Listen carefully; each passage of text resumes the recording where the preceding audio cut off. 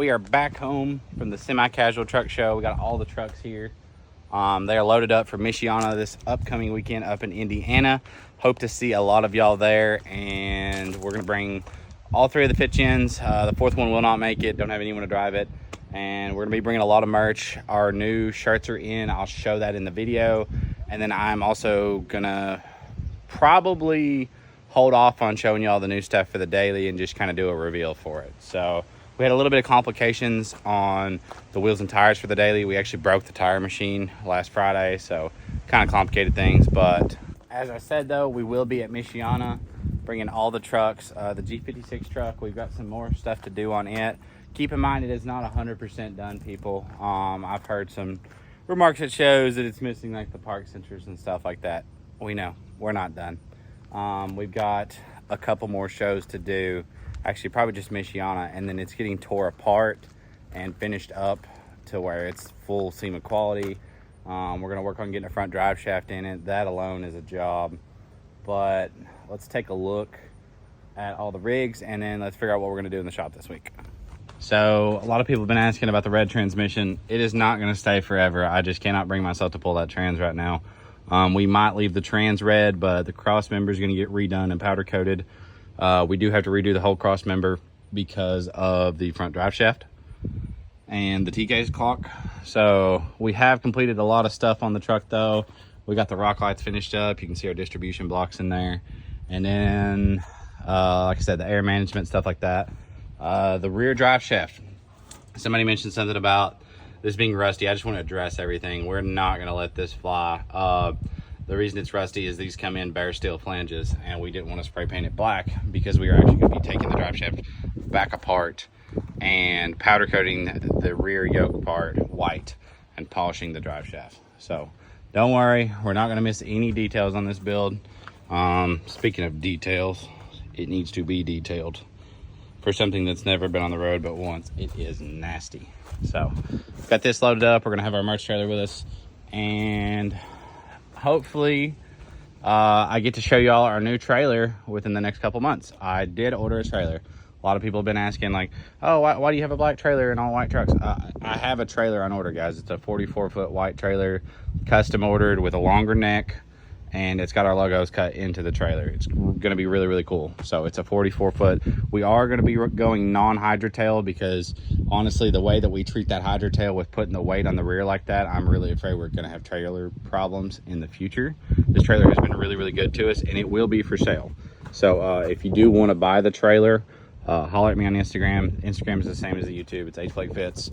I'm probably gonna ask 26 for it because it's a 22 model 40-foot hydro tail. We may possibly have the best merch drop we've ever done. This is probably my favorite shirt. Now this is the original rendering of the big truck and what it should look like when it's 100% done. I'm thinking about changing the bumpers, so these should be pretty accurate, but it's also got our saying it ain't that deep.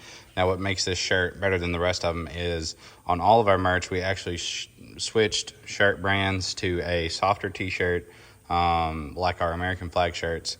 And then we went to one that's a little bit longer because I know people were having problems with after they dried them, they were a little bit short. So we fixed the t-shirt problem. I know it wasn't a huge problem, but it was something I wanted to address. And I wear my merch every day to kind of quality test it and I, wash them and make sure that they're not going to peel and stuff. So got the merch stuff lined out. All the new merch y'all are getting are a different brand of t-shirts. So got that fixed. But what makes this shirt so unique is probably the funniest, and like this is the reason this is the best shirt we've ever made.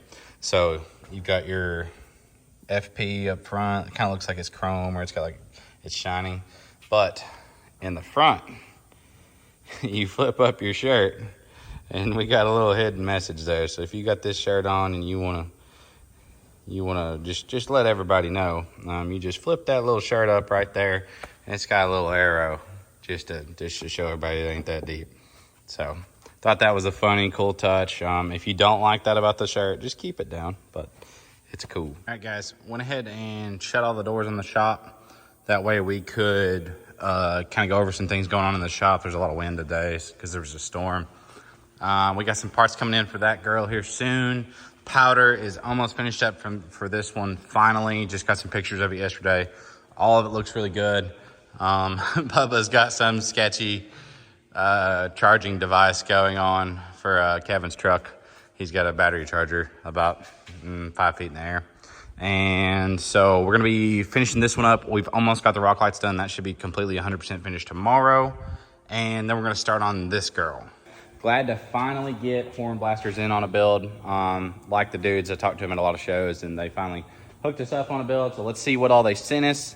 All I know is they asked for my address and just kind of sent a box. So let's see what's in it. All right, so I had to shut all the doors for the wind noise. I hope y'all know that I try and save y'all's ears from the wind noise on every video, but sometimes I want to record outside and I can't do that. But they have very nice packaging too. I do want to give them a shout out on that. Like the boxes with their names on it and stuff is a nice touch. But glad to have HornBlasters on board. Let's see what they sent us. Okay. Is there anything? I'm always afraid that people are going to wrap up stuff in the paper. Okay, they did not. All right, so we got some assorted fittings. That looks like HornBlasters banners.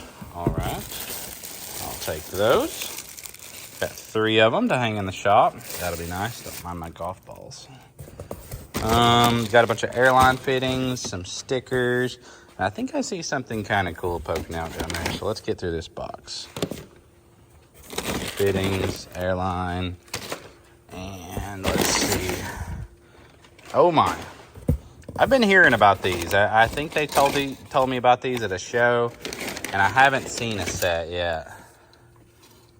But what better truck to release the product on? Now, I don't know if I've got the first set. This might be the first set you've seen, but these are all white horns from HornBlasters. This is so convenient where I don't have to actually like paint them. So huge shout out to those guys. These look great. We got more stickers, another sticker. They got me hooked up on the stickers. Bubba's gonna love those tomorrow. But yeah, got all the horns. So I kind of just gave him the measurements from the train horn bracket from Diego over at Resurrected. They seem to have sent me everything. So,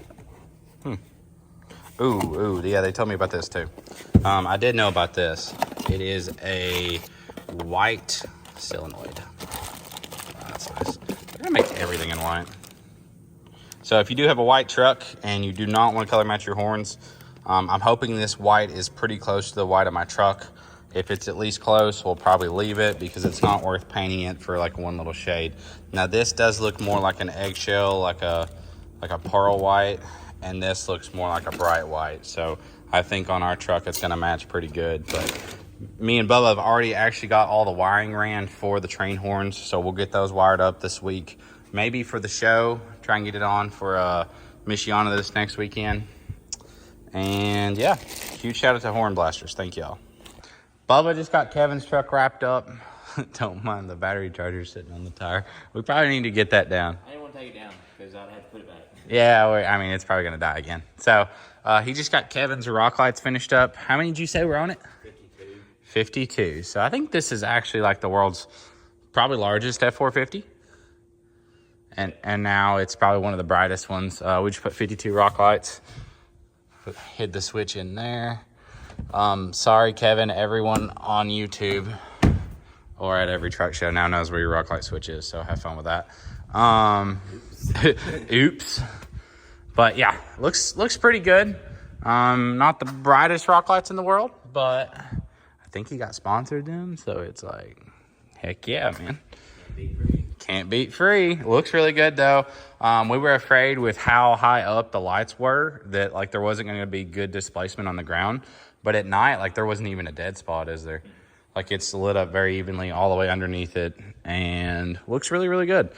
We even managed to put a couple above the cradle, so the cradle is completely lit up too. So I think we should have done like 8 light bars under it. 8 light bars, yeah. We've seen and bought a couple trucks that people have done that on, and let's just not be those people. It'd be a lot brighter. It would be cool. Like if you used like a pod that was scene lighting, you know, like the really wide disbursement of light, it would probably be good. It's just kind of jank in my opinion. Kevin, you're fast as peeing. I've tried it twice. Yeah, well, We're no comment. Yeah, we can't. Yeah, no comment. Yeah, we got all the wires ran, all the rock lights hid. The wiring, a lot of people have been asking like how we do our rock light wiring. I would show y'all, but we used some distribution blocks and some fuse blocks, and we actually hid it in his toolbox. He has his, is it his second battery? Like, is there still a battery under the hood? I haven't been under there. So he has his second battery under here in a toolbox, like up in the bed. So Bubba hid everything up in the toolbox. That way we didn't have to run it under the hood. It looks good. It does. It does. Let's see. But yeah, he also asked us to wire his side markers in his headlights to come on with the rock lights. So Kevin's all wrapped up. He just told me though that he's going to be leaving it here for like another month, so we can still play with it. Might go jump something, or none of our stuff is actually functional. There's a city lake. There is a city lake, and this thing is taller than the city lake. But I bet it doesn't make it 10 feet. I don't know. There's a shallow spot down there. I think it'll. Well, the only problem is we would never get it back because we can't get nothing down there to get him back out.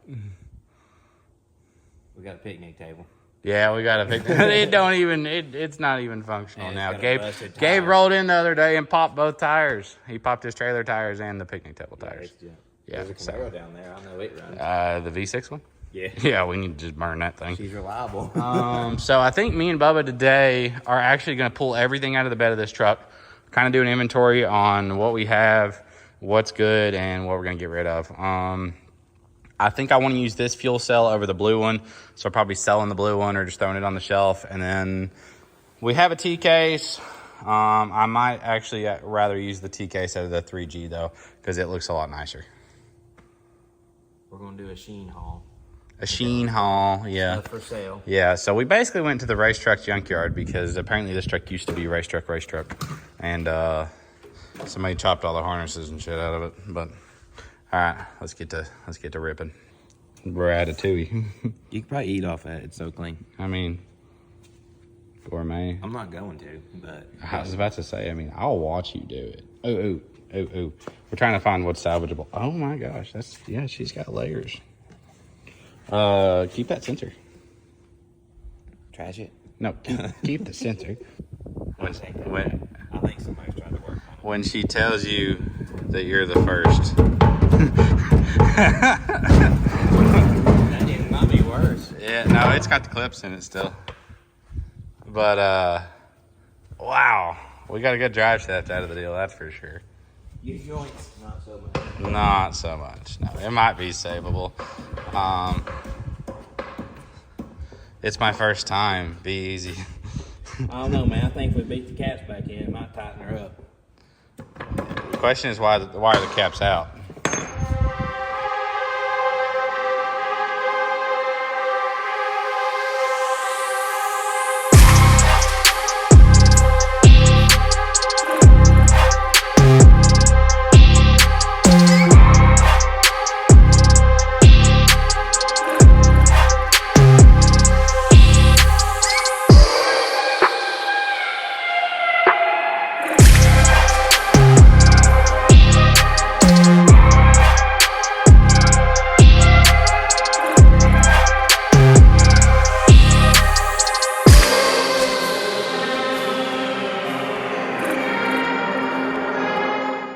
So we have got the bed off of the new drag truck project / pull truck / just horsepower fun haver.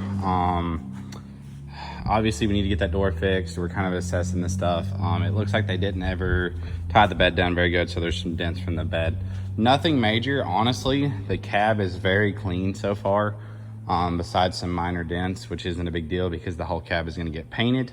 But let's take a look at the 4-link setup in the rear.